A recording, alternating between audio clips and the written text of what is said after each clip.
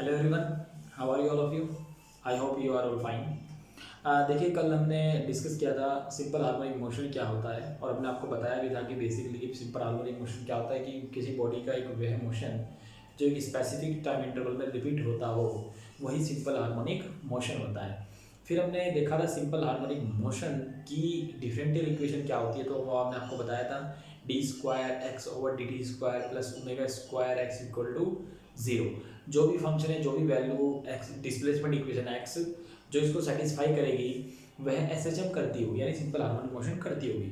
फिर हमने आपको इसका सोल्यूशन बताया था कि इसका सोल्यूशन क्या होता है, कि डिफरेंशियल इक्वेशन को कैसे सॉल्व करते हैं सिंपल हार्मोनिक मोशन की, वो भी हमने कल देखा था। आज अब जो नेक्स्ट टॉपिक है आपके पास इसमें सिलेबस में, वो है kinetic and potential energy during SHM. जब बॉडी एसएचएम यानी सिंपल हार्मोनिक मोशन करती है तो उसकी काइनेटिक और पोटेंशियल एनर्जी कितनी होती है, क्या होती है, टोटल एनर्जी कितनी होती है। ठीक है, तो वो जानने से पहले आपको वेलोसिटी के बारे में जानना होगा कि सिंपल हार्मोनिक मोशन करते हुए बॉडी की वेलोसिटी क्या होती है। देखिए, वैसे तो आपने टॉपिक 11th स्टैंडर्ड में पढ़ा हुआ है, यानी कि सरल आवर्त गति करते हुए कण का वेग, velocity of particle during simple harmonic motion. Formula क्या है वो भी आपको देख के लगेगा कि हाँ ये हमने पढ़ा है, लेकिन वो फॉर्मूला एक्चुअली वहाँ पे आप थोड़ा सा कॉन्सेप्ट अलग तरीके से निकाल रहे हैं, यहाँ पे हम डिफरेंशिएशन की मदद से यानी डेरिवेटिव की मदद से निकलवाएंगे आपको।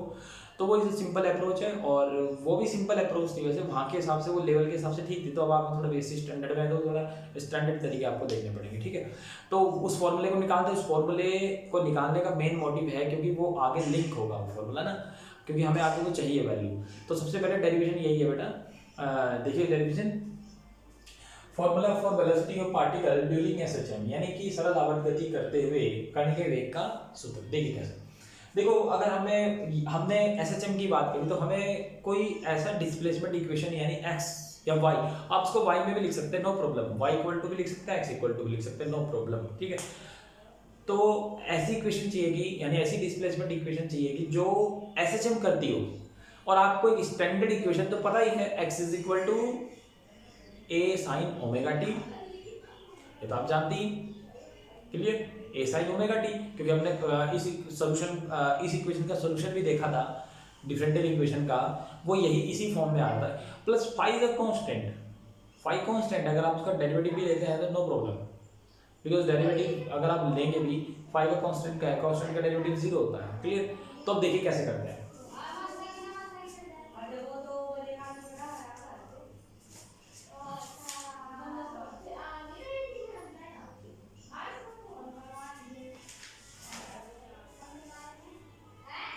हाँ देखिए बेटा, proof, we know that x is equal to a sin omega of t and plus phi is a displacement equation of s h m। Clear बेटा, ये तो होती चलेगी, ये तो अपने कब निकालना है। वेलोसिटी चाहिए, क्या चाहिए, वेलोसिटी। देखिए आप वेलोसिटी को क्या बोलते हैं, डेफिनेशन क्या होती है बेटा वेलोसिटी की, वेलोसिटी v इक्वल टू क्या होता है, rate of change of distance with respect to time, यानी कि कोई बॉडी टाइम के साथ कितना डिस्टेंस ट्रेवल करी वो इसकी स्पीड होती है। तो इसी को हम क्या लिखते हैं, डेरिवेटिव की फॉर्म में dx अपॉन dt। मैंने आपको उस दिन कल भी बताया था, अगर डिस्टेंस वेलोसिटी की बात होगी तो एक बार डेरिवेटिव, एक्सेलरेशन यानी त्वरण की बात होगी तो दो बार डेरिवेटिव। तो dx upon dt, dy by dt, x की वैल्यू पुट कीजिए बेटा, a sin omega t plus phi, ये आपका x की, a is a constant, a को बाहर कीजिए, dy by dt sin, sin का derivative cos omega of t and plus phi, again omega t plus phi का करेंगे बेटा, तो ओमेगा t का करेंगे तो ओमेगा आ जाएगा एंड t का 1 हो जाएगा प्लस फाई का 0, तो ओमेगा ओनली इसका डेरिवेटिव आएगा। तो इसको हम ऐसे लिख सकते हैं, a omega cos omega of t and plus phi. Actually velocity का फॉर्मूला ये होता नहीं, अगर आप ध्यान से देखें, आपने एक फॉर्मूला पढ़ा है, स्टैंडर्ड फॉर्मूला है, cos square theta plus sin square theta 1 होता है, इतना तो आप जानते हैं। तो यहाँ से cos स्क्वायर थीटा की वैल्यू कितनी आती है, 1 माइनस sin स्क्वायर थीटा, और cos थीटा किसके बराबर हो जाएगा बेटा, 1 माइनस साइन स्क्वायर, ठीक है क्लियर। ए ओमेगा अंडर रूट 1 माइनस, यहाँ पे क्या है बेटा, sign omega t plus five, omega t plus five, sign omega t plus five, ये वैल्यू क्या वैल्यू आ रही है sign omega t plus five की, एक्स अपॉन ए।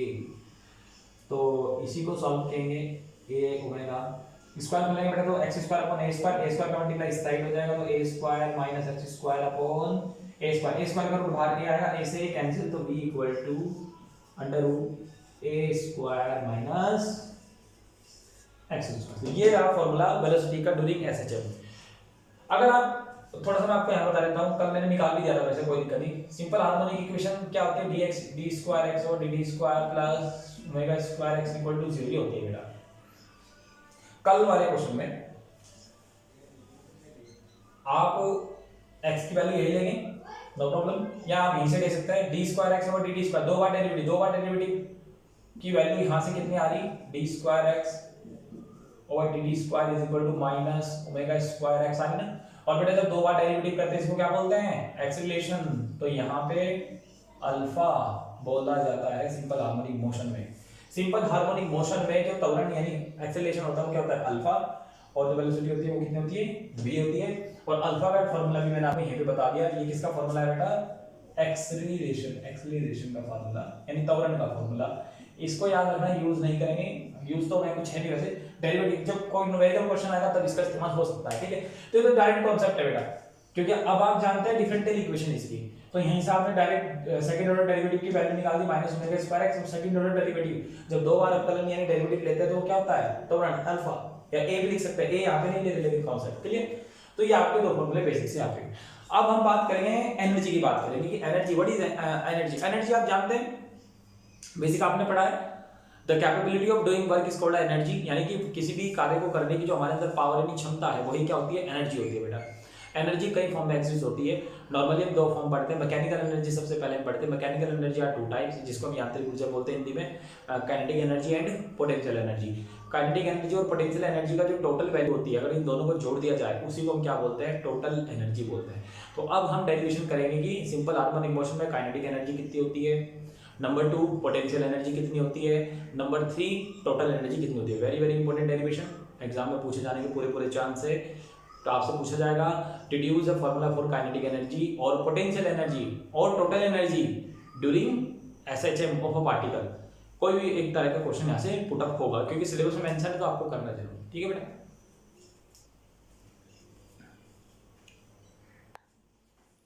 हाँ तो बेटा नेक्स्ट डेरिवेशन देखिए, is a very important derivation. Deduce the formula for kinetic energy, K का मतलब kinetic energy, potential energy and total energy of particle during SHM, यानी कि सरल आवर्त गति के दौरान कण की काइनेटिक एनर्जी गतिज ऊर्जा, पोटेंशियल एनर्जी स्थितिज ऊर्जा तथा टोटल एनर्जी यानी कुल ऊर्जा का सूत्र हमें यानी फॉर्मूला हमको डिराइव करना है, ठीक है। तो देखिए सबसे पहले जो फॉर्मूला निकालेंगे वो निकालेंगे हम काइनेटिक एनर्जी का, ठीक है। अब देखिए we know that velocity v is equal to omega under root a square minus x square, ठीक है। अब वेलोसिटी का जो फॉर्मूला हमने लिया, ये एक्चुअली फॉर्मूला अभी हमने डिराइव किया था, v equal to omega under root a square minus x square. अगर आपने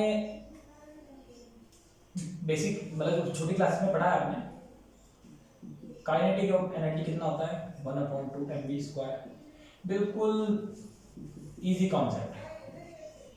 v की वैल्यू पुट कीजिए, under root of a square minus x square का स्क्वायर करोगे m omega square a square minus x square, this is the kinetic energy E के।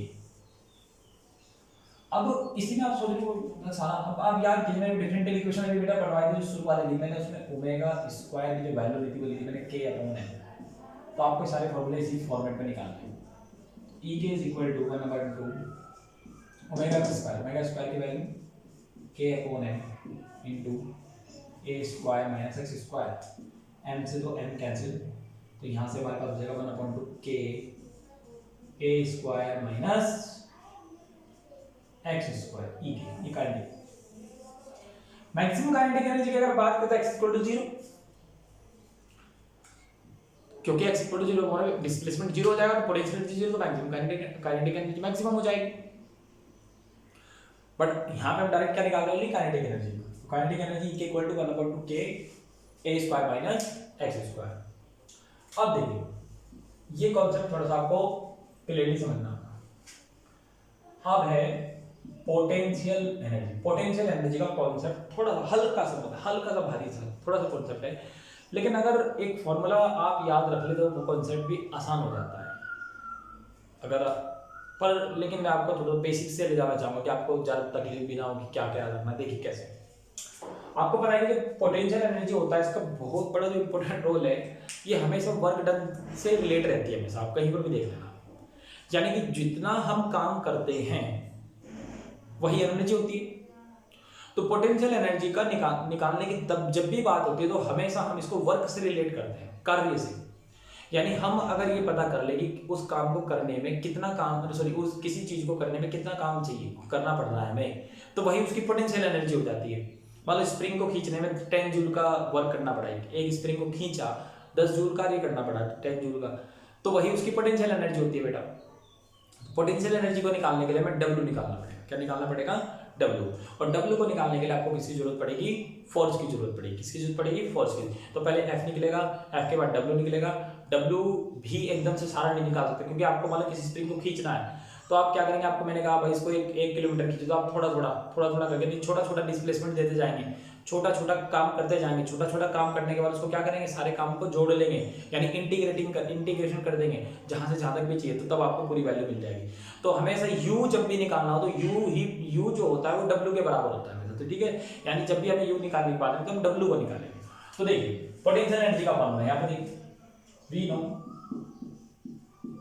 अभी जो formula निकलवा इन सबका यूज यहाँ पे करके देखा। फोर्स यानी बल, F इज इक्वल टू क्या होता है, मास इनटू एक्सेलरेशन, त्वरण।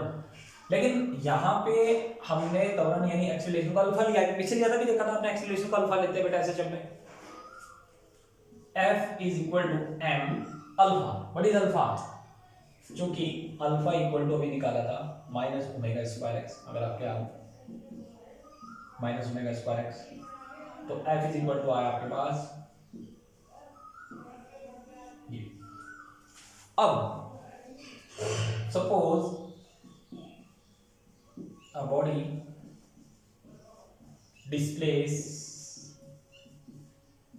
dx डिस्टेंस, छोटा सा डिस्टेंस डिस्प्लेस किया उस बॉडी ने, माना वस्तु में जो विस्थापन है, हिंदी में भी आप किसी बच्चे को लिखना हो, माना वस्तु में जो विस्थापन है वो स्मॉल एक सूक्ष्म dx है, then work done in this process, इस प्रक्रिया में कार्य, तो काम भी छोटा सा ही होगा। dw इक्वल टू क्या होता है बेटा, वर्क का फॉर्मूला क्या होता है, फोर्स इनटू डिस्प्लेसमेंट, जानते हैं क्लियर। तो dw इक्वल टू हो जाएगा, इसकी वैल्यू लगा दीजिए minus omega square x into D. ये तो छोटा सा काम था, छोटा सा। बट मैं आपको कह रहा कि आपको एक बॉडी को 10 किलोमीटर ले जाता हूं, आपको 10 किलोमीटर तक का काम निकालना पड़ेगा। अभी मैं बात कर रहा हूं बॉडी को आपको x तक ले जाना है, तो x तक ले जाने में क्या होगा, मान लीजिए सपोज आप उसको कहां से ले जा रहे हैं बेटा, x इक्वल टू 0 से कहां तक ले जा रहे हैं, x इक्वल टू x तक ले जा रहे हैं, मान लो x इक्वल टू x तक ले जा रहे हैं, तो x इक्वल टू 0 तक ले जाने में w तो 0 हो जाएगा, और x इक्वल टू x तक ले जाने में w की वैल्यू भी w के बराबर हो जाएगी। तो यहां पे वर्क डन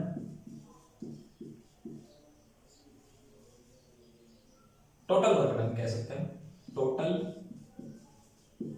वर्क डन कुल कार्य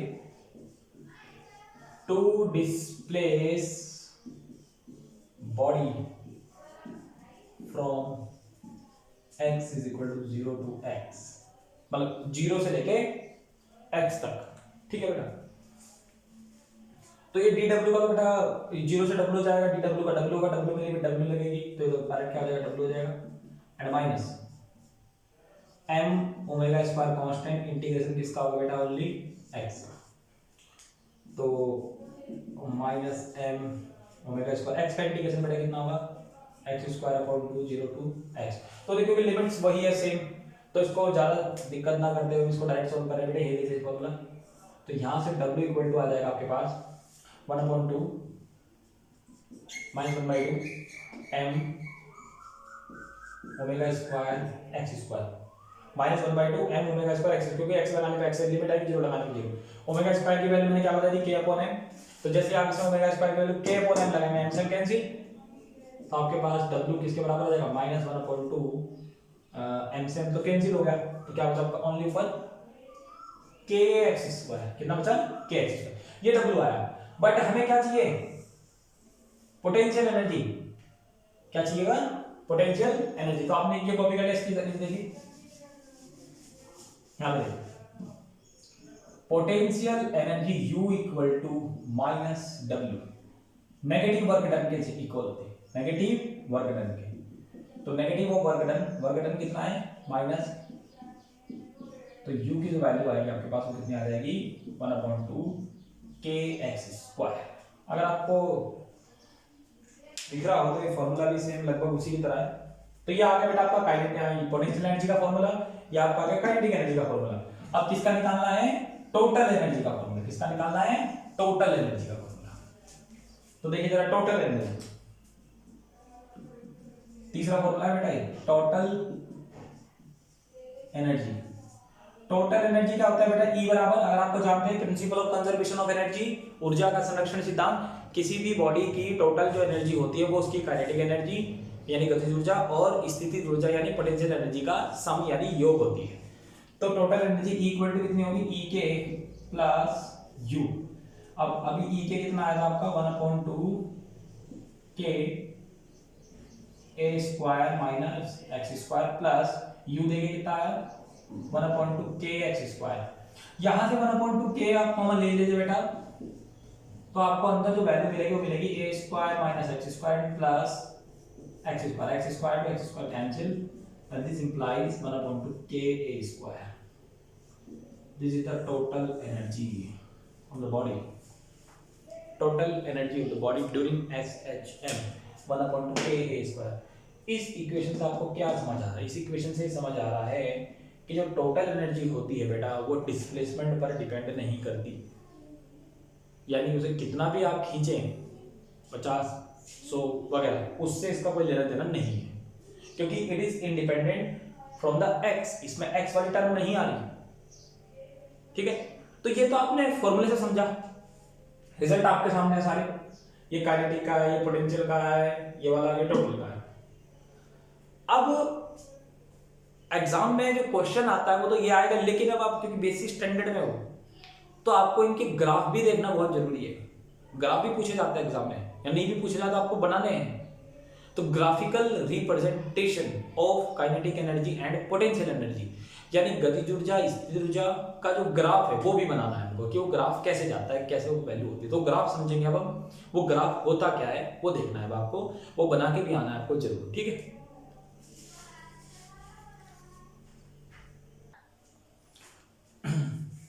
तो देखिए graphical representation of kinetic and potential energy यानी स्थितिज और गतिज ऊर्जा का ग्राफ। तो आपके सामने जो दो ग्राफ बनाए गए हैं, दोनों एक साथ ही बनाए गए हैं दोनों ग्राफ किसके हैं, टोटल एक साथ मतलब एनर्जी को हमने दर्शाया गया। देखिए जरा इसमें जो पहला ग्राफ है जिसका मतलब कि डाउनवर्ड पैराबोला है, जो ये ऐसे ये वाला पैराबोला है किसका काइनेटिक एनर्जी का, और जो अपवर्ड पैराबोला है ये पैराबोला है हमारा U यानी पोटेंशियल एनर्जी का।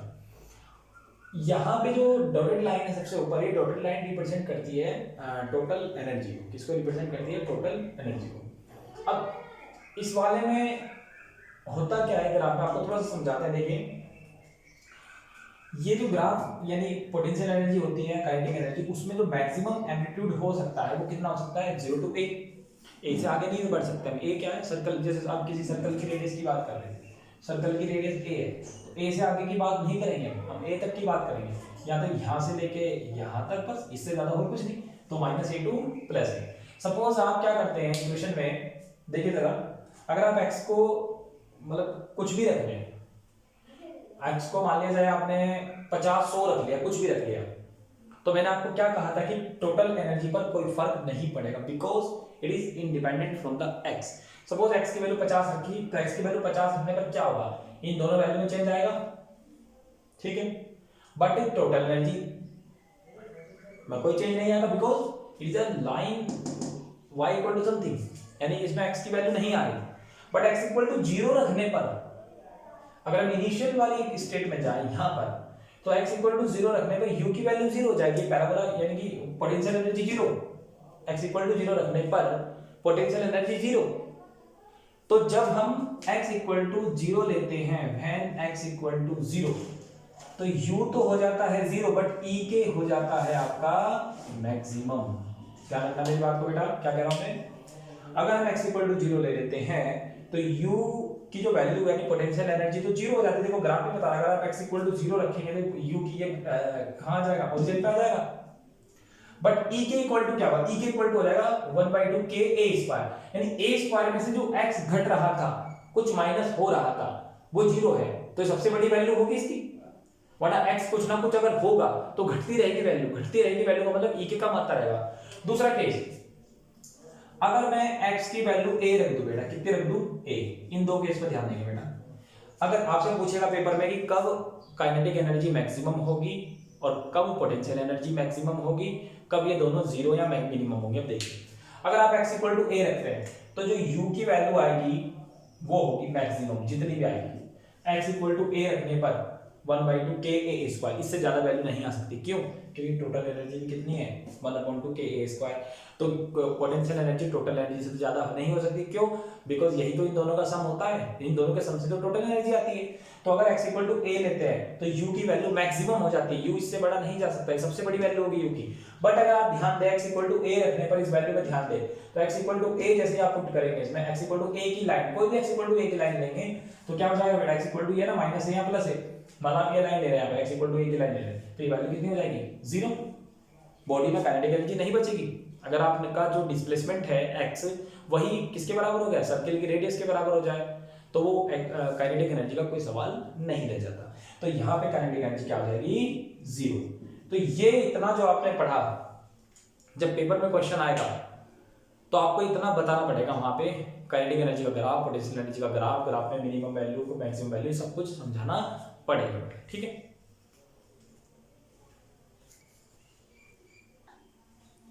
बेटा एक क्वेश्चन देखिए, थोड़ा सा छोटा सा न्यूमेरिकल, ये पिछली बार एग्जाम में पूछा गया है, कल भी मैंने इसी को कराया था, इसके 3 पार्ट पूछे गए थे। एक पार्ट हमने कल किया था कि प्रूफ कीजिए कि ये सिंपल हार्मोनिक मोशन करता है, वो तो कल देख लिया था। आज क्वेश्चन है द डिस्प्लेसमेंट इक्वेशन है x equal to this represent simple harmonic motion, यानी एक सरल आवर्त गति को प्रदर्शित करता है, इसके वेग और त्वरण यानी कि वेलोसिटी और एक्सीलरेशन को ज्ञात करना है। तो देखिए सबसे पहले velocity v equal to dx upon dt, dx upon dt है। अगर आप ध्यान से देखें इस इक्वेशन को, तो इन्होंने क्या किया है कि ये जो वैल्यू है x equal to a sin omega of t and plus b cos omega of t, इसमें कोई एक सिंपल हार्मोनिक मोशन तो रिप्रेजेंट कर रहा, बट एक्चुअली हमें डेरिवेटिव निकालने के लिए अगर एक ही इक्वेशन मिल जाए तो ज़्यादा अच्छा सा रहता है हमारे लिए ना। तो वैसे तो इससे भी कोई दिक्कत नहीं है, आप ऐसे भी कर सकते हैं कि भाई dy upon dt and a sin omega of t and plus b cos omega of t, no problem. Differentiation कर लीजिए, साइन का आ जाएगा cos omega t and omega का अगेन का ओमेगा t का दोबारा करेंगे तो ओमेगा भाग, फिर माइनस, क्योंकि cos का माइनस में आएगा b ओमेगा भी आएगा and sin omega of t v equal to, clear.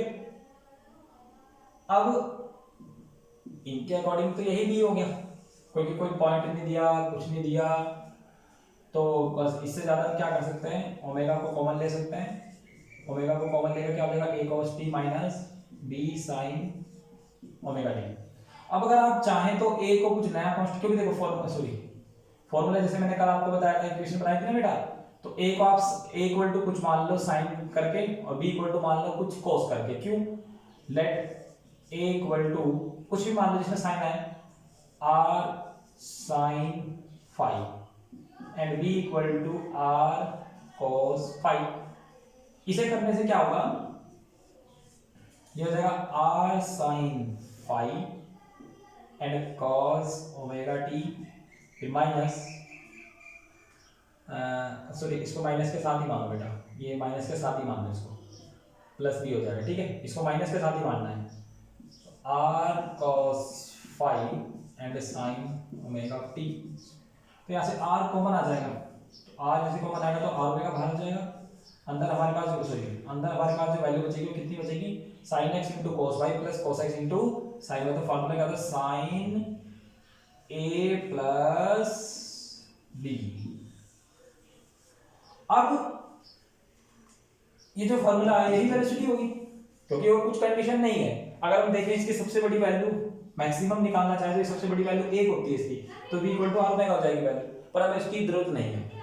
फिर पूछ रहा है नंबर 2 एक्स रिलेशन अल्फा, तो अल्फा का आप डायरेक्ट फॉर्मूला भी यूज कर सकते हैं, माइनस ओमेगा स्क्वायर एक्स बताया मैंने आपको, या आप डेरिवेटिव से निकाल सकते हैं, no problem.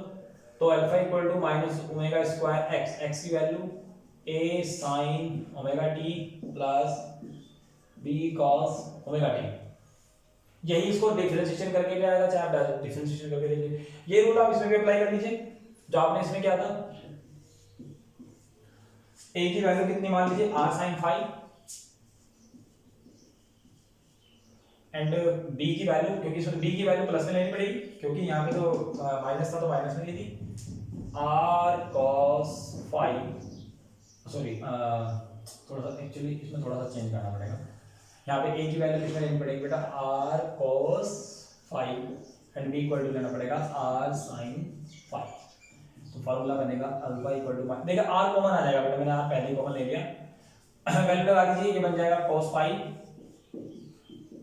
sin omega t and plus b क्या होगा, sin phi cos omega t।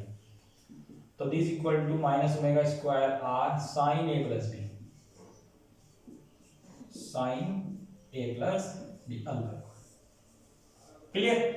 तो अगर हम यहां से देखें आर की वैल्यू, क्योंकि इसमें भी आर आया, आर कितना आएगा बेटा आर, तो इन दोनों का स्क्वायर करके जोड़े अगर हम, तो जो आर की वैल्यू आ रही है वो आ रही है under root a square plus B square के बराबर।